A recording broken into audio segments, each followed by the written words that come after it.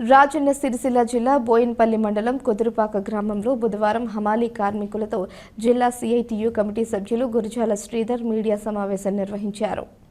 ఈ సందర్భంగా వారు మాట్లాడుతూ స్థానికంగా ఉన్న గ్రామాల హమాలీ కార్మికులకు వడ్ల కొనుగోలు కేంద్రాలలో స్థానిక హమాలీకే ప్రాధాన్యత ఇవ్వాలని, అలాగే హమాలీ వెల్ఫేర్ సంక్షేమ బోర్డు ఏర్పాటు చేయాలని డిమాండ్ చేశారు. కొనుగోలు కేంద్రాల్లో కార్మికులకు ఇబ్బంది కలగకుండా వసతులు కల్పించాలని కోరారు. ఈ కార్యక్రమంలో గ్రామ హమాలీ సంఘం అధ్యక్షులు కుడదల అంజయ్య, సాగరాజు, కుడదల మహేందర్, పెంజర్ల దేవయ్య, మైలారం దేవయ్య, మేడిద సంజీవ్ తదితరులు పాల్గొన్నారు.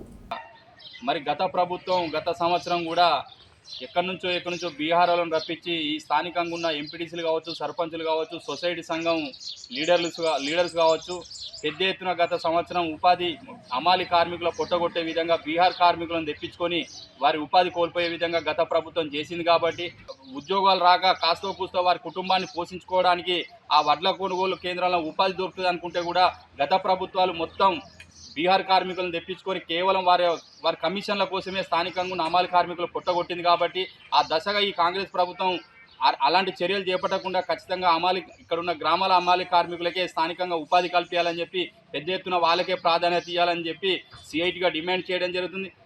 అలా చేయని పక్షాలు మాత్రం పెద్ద ఎత్తున జిల్లా కేంద్రం కలెక్టర్ కార్యాలయమైన కూడా ఈ జిల్లా లోపల ఉన్న హమాలీ కార్మికులందరినీ కలుపుకొని ముట్టడిస్తామని చెప్పి ఈ సందర్భంగా ప్రభుత్వానికి ముందస్తుగా హెచ్చరించడం చేయడం జరుగుతుంది.